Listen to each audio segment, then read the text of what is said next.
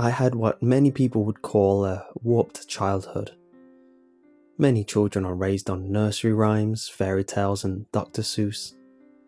And while my childhood did have these memories, my mother included another genre in mine and my sister's upbringing: horror. I cannot recount the number of times when my sister and I were read some of Stephen King's short stories for bedtime rather than a more common children's story. Popsy was always my favourite. I grew up watching the classic horror movies and being told ghost stories. Many people, when I tell this to, ask me if I had a lot of nightmares as a child as a result. But the truth is quite the opposite. I'm not afraid of the boogeyman or ghosts. To me, ghosts and goblins were simply fictional creatures that are only in books, movies, and in stories told around a campfire. The horror genre was simply a part of my life.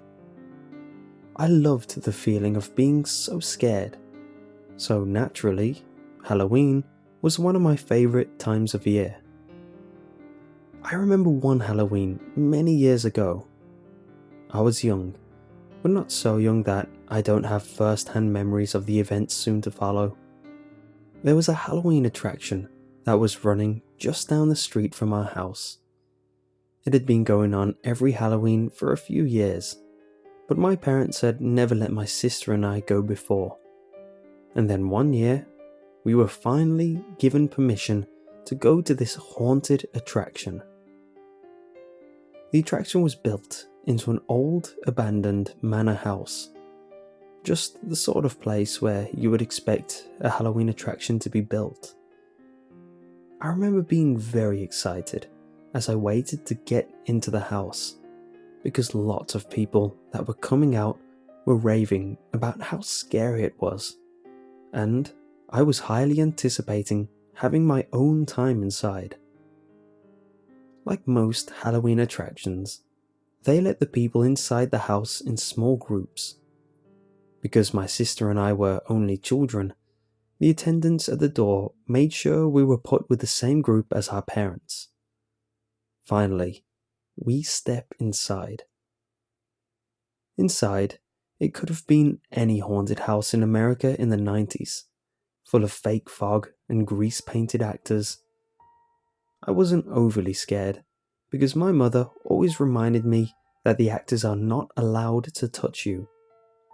But I jumped and screamed along with everyone else when a monster jumped out of the hidden nooks and crannies of the old manor house. Eventually, we made our way down into the basement, which had been changed into the stereotypical mad doctor setting, common in a lot of haunted houses. Needless to say, there was a lot of fake blood everywhere. But I'll never forget that basement, because something seemed just a little out of place. Sometimes, even the most normal things can become diabolical if you alter the perspective. It's something you see in a few modern ghost hunting shows in B-shots. There was nothing that immediately jumped out as being evil. There was certainly nothing like The Exorcist happening to tip me off that something was wrong. It was a simple sight that made it much more unnerving because it stood out against the overt horror backdrop of the decorated room. In the midst of the bloody carnage of the mad doctor's operating room, I remember that an old woman was sitting in the far corner of the room. She looked to be in her 80s, had thinning grey hair, and was very thin. I would be lying to myself if I said that she didn't scare me more than the rest of the attraction combined. At the time, I didn't have much understanding of the effects the different physical ailments can have on a person, but looking back now, I would say that she was the victim of a bad stroke. Sometimes, a bad stroke will leave the person with one side of his or her face paralyzed. And that's exactly what happened to her.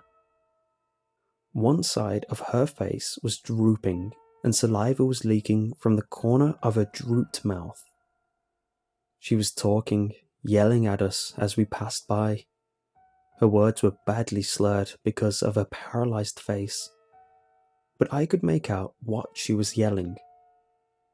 "Stop! Get out!" over and over again. Even passing through the basement and going out the other side, I could still hear her screaming in that awful, slurred way up the stairs. I was extremely disturbed by the sight of the old woman, but as I got away from her, I began to feel better. She was obviously an actor who was working for the attraction. Most of the attraction worked on jump scares, and she was obviously there to cater more to psychological horror. Well, in any case, it worked. It certainly worked on me. We emerged out into the night once again and got that instant sense of relief that makes horror so addicting, the "we have survived" moment. My sister instantly began to talk about which part was her favourite. An actor who had jumped out at her in a werewolf costume had been her favourite. When it came my turn to share, I could think of nothing besides the old woman I'd seen, and I told my family about how the old woman in the basement had scared me the most. "What woman in the basement?" my mother asked. Shocked, I began to describe as well as I could what I'd seen. When I had finished, my mother said that she hadn't seen any woman fitting that description down in the basement. The rest of my family agreed with her. I put the incident out of my mind. Like I said, I didn't believe in ghosts and didn't believe that they were real. I tried to rationalize why they'd missed the old woman and her screams. Each attempt to do this was more pathetic than the last, but I knew that ghosts couldn't be real. The next year, I was eager to step foot in the old manor again, but I was horrified to discover that the haunted attraction had been shut down and would not be opening again. Since I lived so close to the haunt, a few people in my neighbourhood had taken up jobs there, and I asked around with them about why it had closed. A few people that would talk told me that the old manor was really haunted with real ghosts, and that too many people were refusing to work there again because of the paranormal activity going on there. Their stories ranged from objects moving on their own, to apparitions, and even to physical attacks against the living that entered certain parts of the house. I laughed it off. People were just letting the atmosphere of the Halloween haunt mess with them. It was probably just a couple of pranksters messing with the workers. But no matter how much I tried to explain to the workers about how it could be a couple of jokers messing around, they kept insisting that it was impossible for it to have been any human activity. But even as I tried to convince them, I couldn't help but remember the old woman that I had seen in the basement that no one else had seen. I was kind of nervous about the whole thing, and I wanted more information about the house. These days, you can look anything on the internet and have an answer in seconds. But the 90s was not like that. Few people had internet at the time, and my family was one that did not have internet access. So I went to the next best thing, my mother. I asked her about the old manor.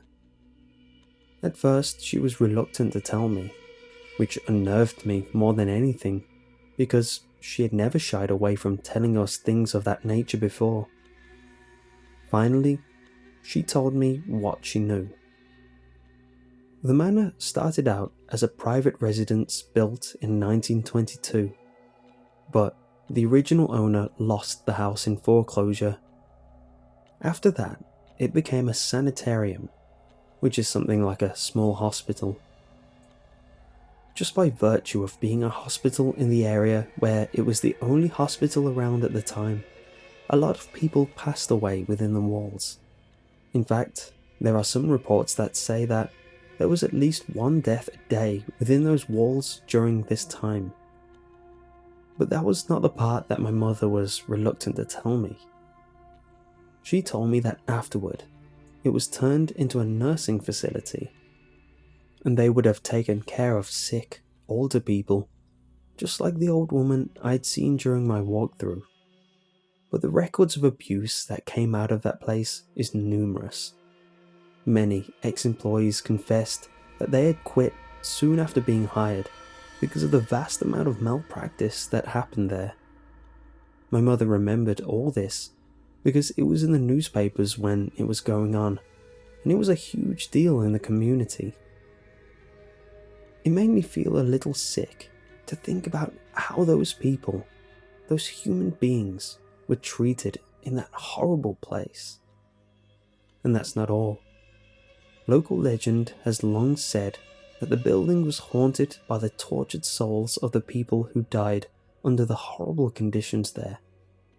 The man who built the Halloween attraction there knew of the history and the legends surrounding the place, and built the attraction with the sole purpose of playing off those stories. It was then that I knew that I had seen the ghost of a woman who had died in the building.